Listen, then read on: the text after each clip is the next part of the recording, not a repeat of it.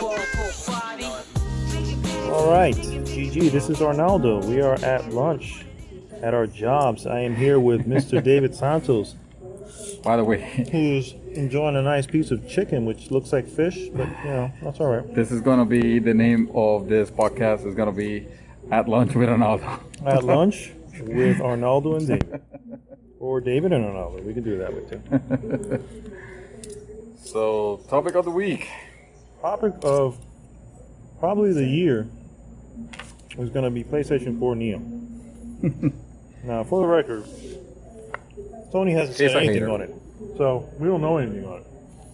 All we know is that it exists. But I haven't said anything. We know it's happening. Yeah, it's happening. I'm sure it's We know it's happening for real.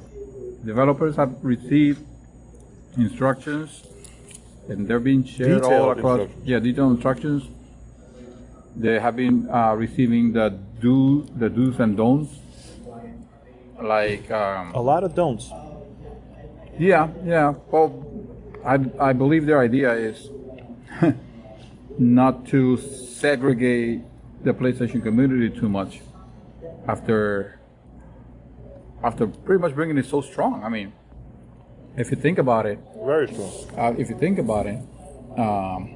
PlayStation, this PlayStation came out blazing hot. I mean, they said all the right things. My God, did they say all the right things? They did all the right things too. While Microsoft was saying all the wrong ones. They took an opportunity, but even before the whole Microsoft kerfuffle, we had a system that was designed to ease more developers into building for it. And so PlayStation 4 is a great system right now. Arguably, powerful enough. But to me, the concept of getting an improved version of it is actually exciting. Like, I would not mind getting a PlayStation Neo 4K Alpha Holiday season. Hyper Edition. Mm-hmm. Well, my position really is, I don't know if I want this. I don't know if we need this. We're not even 3 years in, but I guess the main concern is, like we were just discussing right before, you're introducing the possibility of more issues and errors, because now they're going to have to code for both, and so how do you and I've heard this and read this in a couple of things. How do you start? Do you make the game for the regular PlayStation 4 and then make changes to it to make it fit into the PlayStation Neo, or do you go backwards and make it for the Neo and then downgrade it to what it can run on the PS4 regular? And Well, does that take away from something? You're gonna have issues with frame rates. You're gonna have issues. I mean, it's obviously one can pull things better than the other, but when you're running two, it's just it opens up the possibility for a lot of issues. We already got games that are not finished or not well coded for. Now Well, that might you're be the throwing in an developer's fault, obstacle. though. Well, no, it I is. don't think Sony's holding. No, I don't blame Sony. Sony should be actually holding those developers accountable to, okay, you should not be releasing half finished I games agree. that you intend to finish with patches. But that's And yet we're still getting them. yeah. You know what I mean? So But to address the issue with the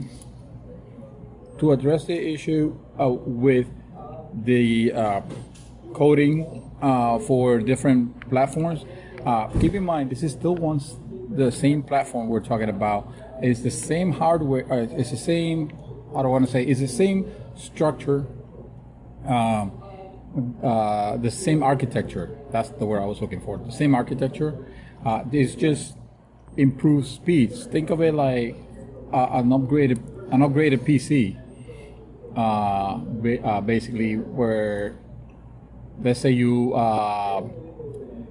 just changed the CPU and made it a little bit faster. Well, although this is actually, it'll be better to say the video card, because the CPU on this thing, my understanding is still the same core. no, my understanding is that everything's being upgraded. Well, I thought that they were keeping the CPU the same, and they were just updating the GPU, which is the graphic processing unit, and that's the one that's handling, like getting it prepared for VR and whatnot. But be that as it may, it's still the same.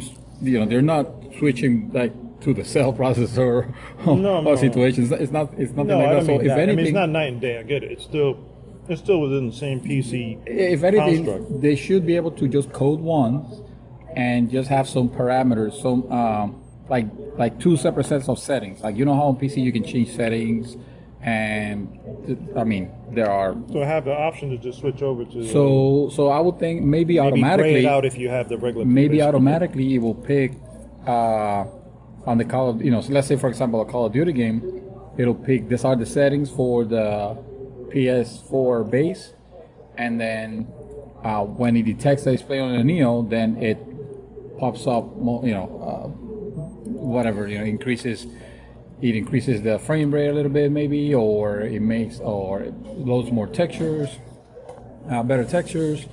I don't think the difference is going to be, games on the base they're going to run at 30, and games on the Neo are going to run at 60. I don't think, that would be bad coding if that was the situation. What I think the danger that Sony already said this cannot happen, and I think it's because they foresaw the danger is the opposite. Having games that all of a sudden run crappier on the Neo because now developers think, oh, we have this extra power, let's just load in a bunch of textures or try to Stuff increase the fidelity anyway, yeah. And for no other purpose than to make it look nice on a screenshot for marketing purposes, and then you come in and you find out that the Neo version of whatever game runs slower.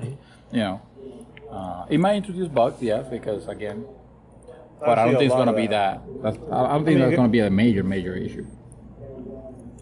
And the issue is that they haven't said anything. Sony hasn't said anything, and probably isn't going to say anything until E3. So we won't. I'm not going to know anything until then. But see, that's bad. I think they should come it clean is, now. But they also because right now it's creating confusion with a lot of people that were even considering buying PS4s are now like, well, you know what? Screw this. I'm not gonna buy a PS4 because I don't know if like they're getting the wrong message. They're thinking of they might have to upgrade every year like an iPhone. So I think this is the time where Sony should come out clean and say, look, these are the plans. Maybe not lay it out completely, but at least acknowledge. Try to calm the market down a little bit, especially since they have a good thing going. It seems like a wrong time, bro. It just seems like, yes, I can see the potential interest and the excitement for a new console and all this, but literally, dude, it just it just came out. You know what I mean? I'm like, man. Now we're VR is coming. I know that's another thing. I think that's another platform altogether, basically. True, but you don't. That's more of a peripheral. You know what I'm saying? There's going to be games that come out that have nothing to do with VR. Maybe Sony wants to sell this thing like a platform. Here's my concern: if they suddenly come out and say, unfortunately, due to unforeseen circumstances, in order for the VR to be at maximum whatever, it would be preferred to be running on the Neo. That'll suck. That'd be terrible. Suddenly now you're dealing with the PC again. Everybody's like, "Oh, you just pay $400 for the headset and you're good because you already got a PlayStation 4, and you need a camera too." But other than that, you got a now you're being told differently. Like, well, guess what? You are going to need a new upgraded system because unfortunately we cannot guarantee 60 frames per second, which is what they suggest you have when you're running stuff on VR. So I'm hoping that's not the deal. And if that's the deal, then that's a huge step backwards for them. Well, everybody that knows me, and for those of you who don't know me, I'm a frames per second whore, basically. I have a PC that I put together because I want to be able to play those games at the highest rate, at the highest frame rate possible. I don't even care that much about graphic fidelity. I mean, if the option is available and the game is meant to look, I want the game to look as pretty as the developers mean it, but within the within the parameters of 60 frames. oh yes. Okay. So if like I understand to bring up a game on the PlayStation or the Xbox for that matter, some compromises need to be made. I'd rather they compromise graphic fidelity over frames per second, because frame per second to me is a gameplay issue. If you have it running at less than 30, let's say, that becomes a gameplay problem. Mm-hmm. So the fact that now I get the chat, hopefully, I mean, nothing has been confirmed. We have no idea. But if we get games that could potentially have a steadier, because it's not gonna be magic. This is not gonna be a magic pill. This is not gonna make it 60 suddenly a game that's 30 frames per second. But give a consistent frame rate rather than a variable one. You know, like locked at 30, like a Dark Souls locked at 30.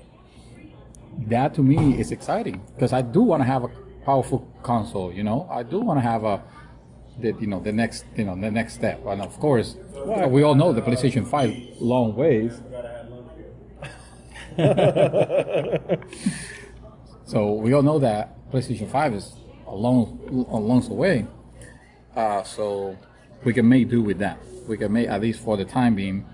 And I mean, yes, I totally understand. I totally get the value proposition. The $400 again. If you think about it, I think this is the evil genius from Sony. Evil genius, because As a business standpoint. oh yeah, this is I can see that. They basically put it this way. They basically put a ×2 multiplier on their sales. Because if you think about it, a lot of PlayStation fans, even the ones that are upset right now, when they start seeing the benefits of this machine, they're gonna relent that. I mean, they're not gonna switch to, oh, this is BS, I'm just gonna switch back to Xbox, or I'm just gonna go back to PC because I can't pay $400 for this, but I'm gonna spend $1,500 on a gaming PC. Unfortunately, the gamers mentality. I mean, for all of us, you know, when there's a new product, you know, you just, okay, you know, like for instance, if that does come out, you know, this October or November, whatever they're predicting, you know, I'm still not going to get it day one. I may get it eventually, but there's still going to be a sting behind that. You know what I mean? And it's going to feel like 3 years of really good, you know, 3 years of a good product that suddenly, I'm going to say obsolete, because it's not becoming obsolete or anything like that, but it's just, and then of course, you know, you run it. I mean, I guess the first time we'll know is when we're playing that game that's on the regular PS4, and it's, you know, subpar of 30 frames per second. Suddenly we're going, what the hell is going on here? And then, you know, a friend of mine, such as David Santos right here, has a PS Neo, and he's like, dude, this is running at like perfect. I don't know what you're talking about. PS Neo overclocked. Yeah, he's the one. I'm like, this is BS. It's supposed to be on par with everything. So what was the deal? The PSBS. Yeah, the PSBS. That's what we're gonna name. I mean, overall, we won't know until E3, but I'm still curious, and they really need to present that. They've got to make a because, case. I mean, I hope so, because I mean, let's be real. I don't want any $599 US moment again. No. I think the word is that this thing is very likely to be $400, and it's not even because I don't mean the price. I don't mean price. I'm just saying.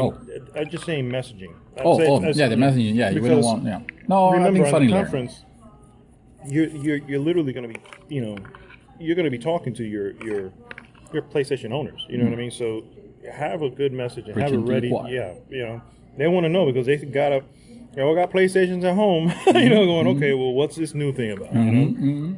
Hopefully they get it right. It makes me think of. Well, look, Nintendo could do this. Nintendo can do this with their. With their 3DS, just by changing the color. Well, no, because the new 3DS was supposed to be more powerful, wasn't it? Yeah, and then they released the new 3DS. Yeah, but what games Which, are there? by the way, no, that's the screwed apart. there is a game. I think it's Zelda's or Hyrule Warriors or whatever that actually is unplayable on the old DS. It runs, but it runs so crappy that it's basically. Welcome to our world now. This is the potential problem that we're seeing that we could be facing with Sony's new game plan here, and not to mention how the reviews are going to work. How they're going to have to be reviews for they're going to be split. You know what I mean? Unless there's like zero difference between the two. In which case, it kind of defeats the purpose. What would be the point? Yeah. I don't. Maybe a price drop on the old one.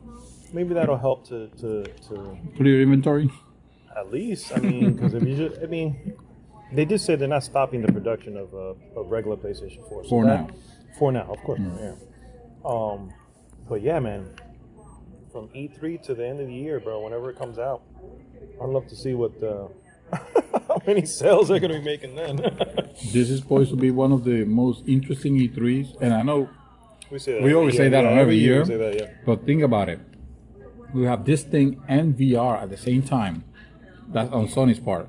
We don't even know what's going on with Microsoft. We don't know if they're gonna like dazzle us and have something incredible, or if it's just gonna be like, I don't know, Kinect 3. Kinect 3. No, I'll do that. It's like I don't. Microsoft have been saying they're planning.